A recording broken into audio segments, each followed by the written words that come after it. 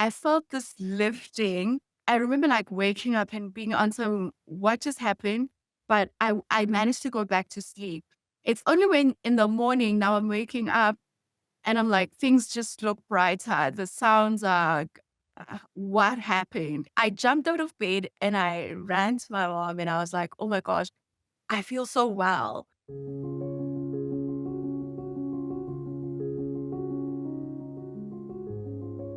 My name's Nhlapho and I'm based in South Africa. I was diagnosed with schizoaffective disorder, bipolar type 1. This diagnosis happened in 2015 after I had been ill for just a little over a year already. So mental illness was like the furthest thing from anybody in my home at this point in time. And so we thought of everything except for mental illness. That was like, the very last thing that we sort of thought of. At that point, my symptoms were really, really hectic. I'd already started sleeping in my parents' room. I've got a son at that point in time. My son and I moved into my parents' room, so we'd sleep on the floor. It was that crazy.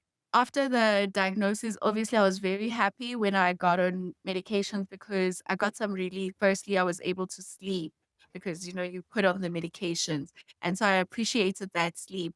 But I quickly realized that the inability to feel, the inability to, at the point I was doing my law degree, I was not able to complete a sentence reading. I was unable to complete my degree within the time frame that had been set by that time. So I started realizing that I felt like I'd lost myself in between the not knowing whether this is the medication, this is my personality, or this is my illness.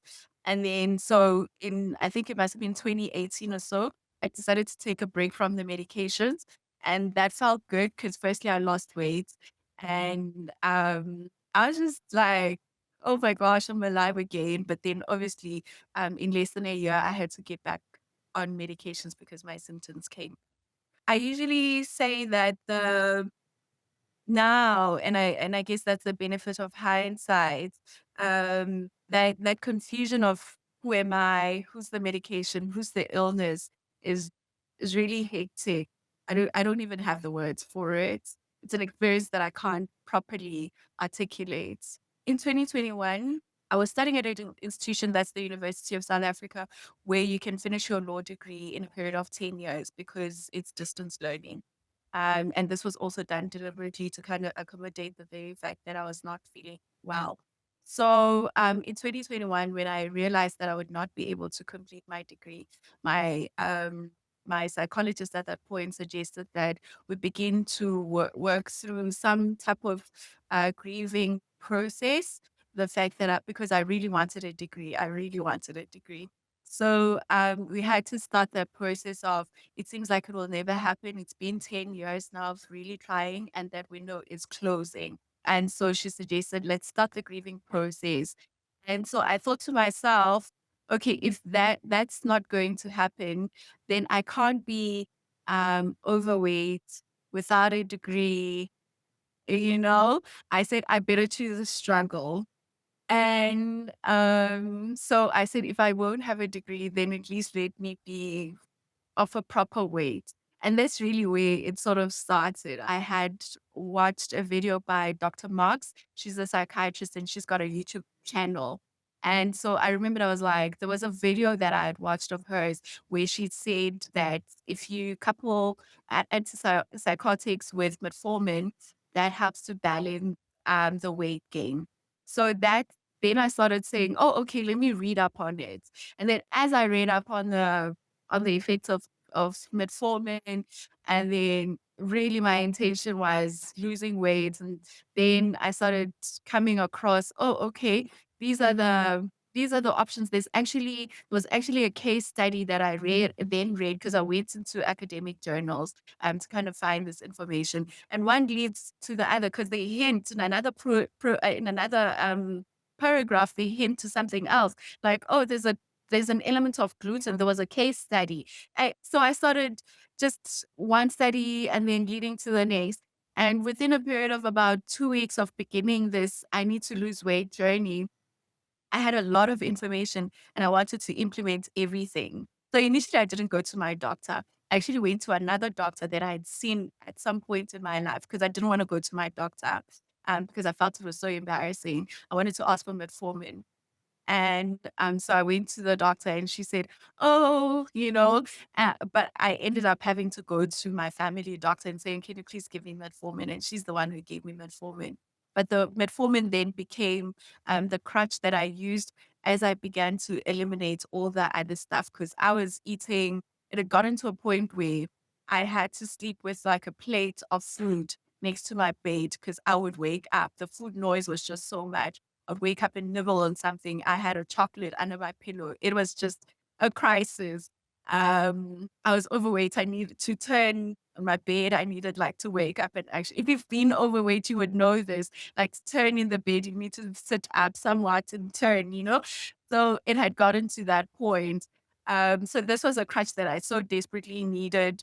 The metformin, I knew it would curb the cravings while I made all the dietary changes that I needed to make. So that's sort of how it came about. It just kind of snowballed to a point where I was like, okay, there's a gluten element. And then another study said you actually find similar proteins to gluten in rice.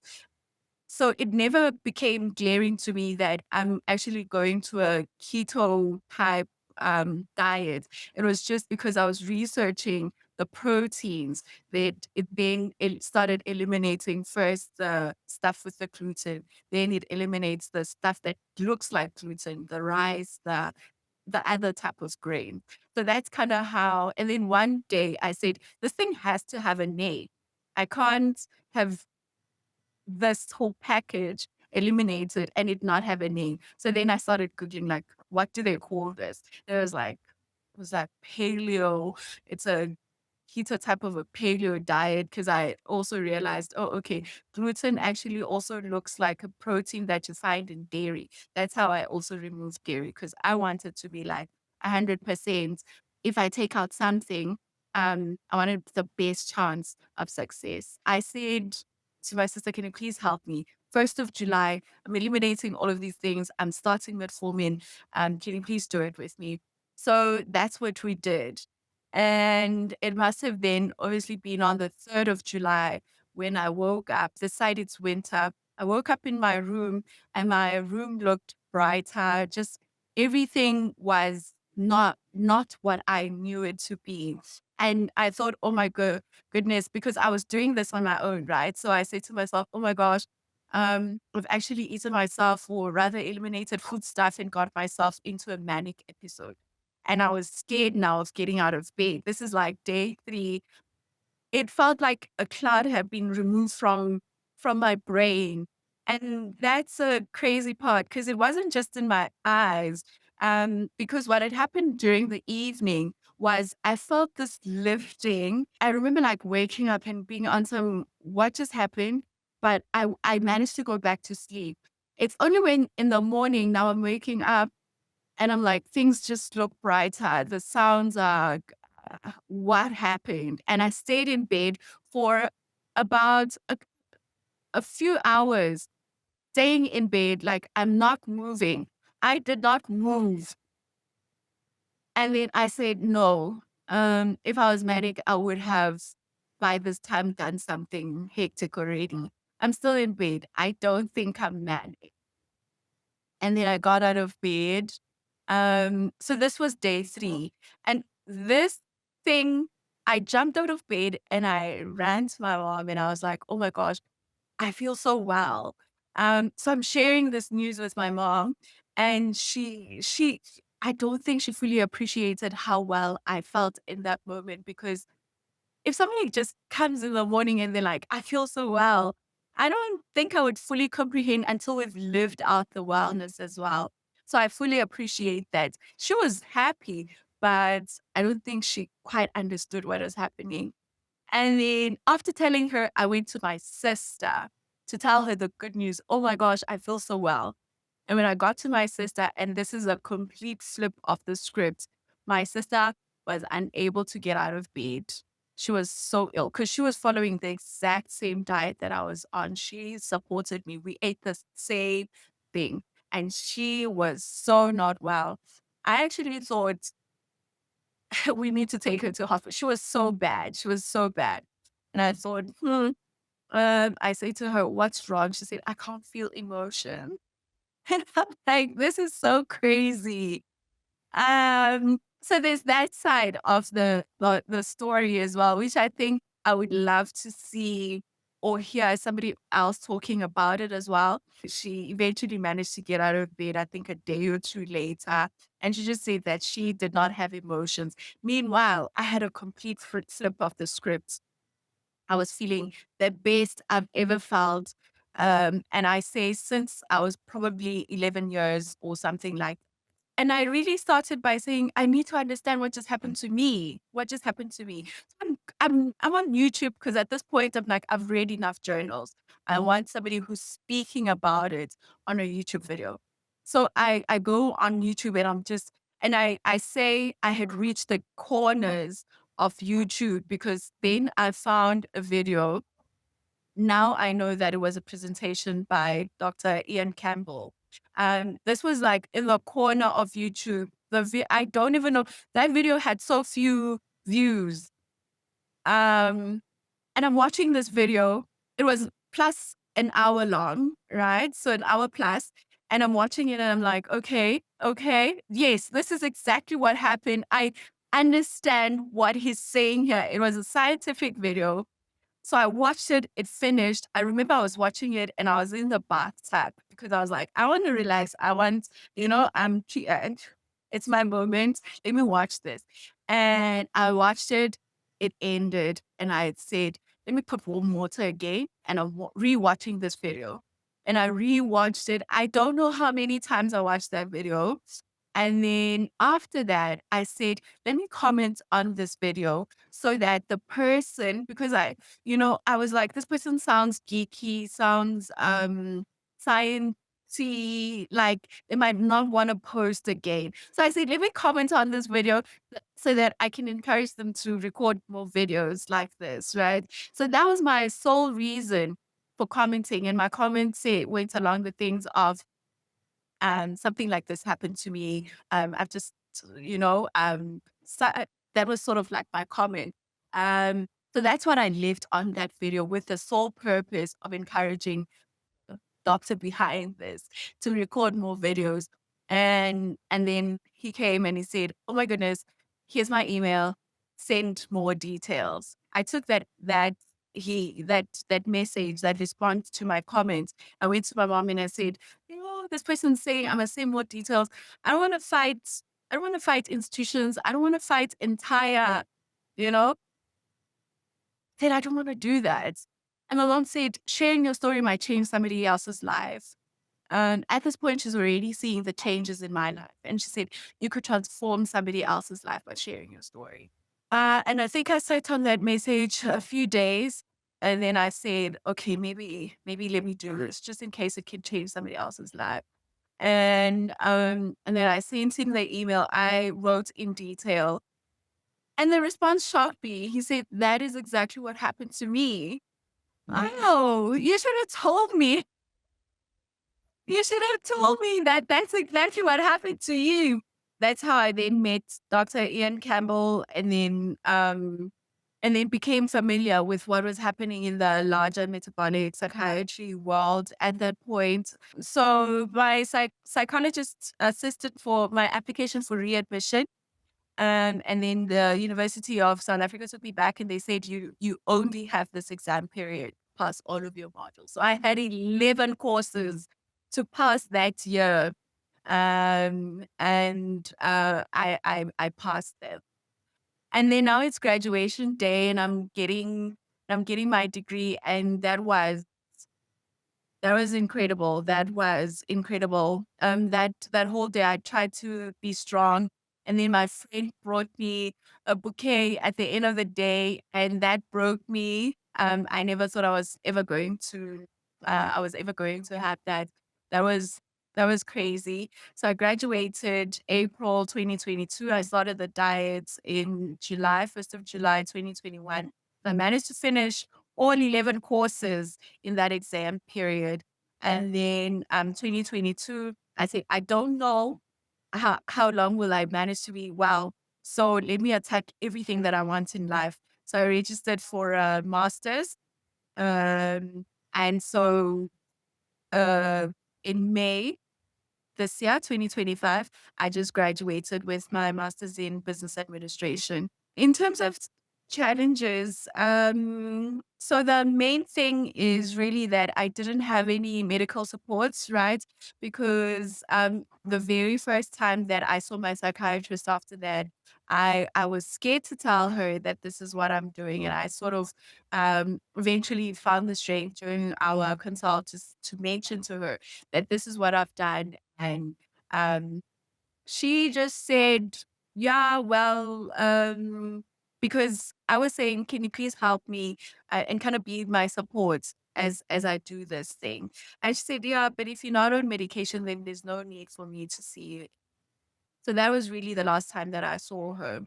Um, and then when I next had my appointment with my psychologist, when I told her about this, she was also not comfortable with what I was doing. And I said, yeah, but I need support. And she said, yeah, but the diet is hard. I said, well, you can't tell me that the diet is hard. I'm telling you what type of support I need. And the type of support does not need help with setting up the menu or anything like that. I just need somebody to be in my corner while I'm doing this. Obviously, she had a slightly different approach because we're still together. But we don't discuss the management of my illness through diet. And that would have been great if I had had that. But I had fallen into the hands of Dr. Ian Kimball. And that, like, I was in the most capable hand. And there was nothing any psychiatrist or any psychologist could say that could deter me from that. Because I felt that I was in the safest hands that I could possibly be in. If I didn't have that, it would have been an even bigger challenge. So those are the challenges that I had. There's also the issue of when you go out socializing. You're out with your family, meeting over somebody's 21st birthday party, or it's just a Christmas party. And the catering now needs to accommodate literally just one person. Everybody's having the same thing, but this one person.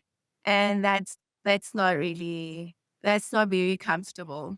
And so I've tended to pitch at social events, having eaten, or I'll kind of fawn eat. Like I'll even stand in the line with a plate, but come out on the other hand, not having dish out anything.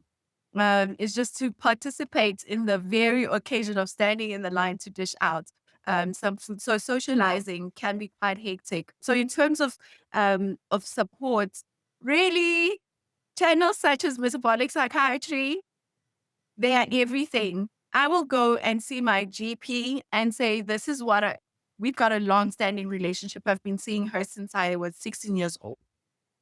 I trust her. She trusts me. She's seen me. We co-create my health program. And so I will take something that I've seen on YouTube in an academic journal, like in obviously having, filtered the YouTube channels that one watches. And then I will take something like that and say to her, this is what I have. And she's been so awesome. But yes, in terms of challenges, the socializing parts, bringing aboard medical practitioners who can assist you in what you're attempting to do without having preconceived ideas has been quite a challenge. And that's the other one. I think the last one is really when it comes to travel. Um, that one, planning your meals ahead, knowing what is available in that foreign land that you're going is something else as well. And I've found that going into safe catering environments instead of like a hotel that's catered can be a bit better in terms of managing that. If ever there was a person who would say, "Hey, Nomhle, I'm on pills," and why should I join you on this journey? I'd say it's because you gain more than just what I'm talking about. In changing the diet, um, I got so many, oh, wow, I didn't even realize that was a problem. My tinnitus is almost completely gone. My skin is significantly clearer. I can even send pictures. It was crazy not so long ago. In terms of period pains as well, that's gone. I've also gone on a journey where I've actually discovered that I also have MCAS. So now I'm like, oh, okay. Actually, there's a histamine problem as well. So I've managed to sort of manage the consumption of my like foods that contain histamine as well. So that is led to so many other benefits that have come as a by the way as a result. So I went to the allergist because I said, if I'm having a problem with gluten, can you please test for other things? So that's kind of how I got down that part of MCAS and histamine issues as well. So the benefits just keep compounding. But except for that, it's the fact that now your health is in there's a management of your health that is within your hands that is so empowering that you wouldn't necessarily get with just having management that is through a pill. The other reason why I would suggest that is I really believe that there's space for psychiatric medication, and by freeing it up, so if you take the path of managing it through your lifestyle, you free up resources to research the issues that can't be healed through diet or any other interventions. And I think that's important.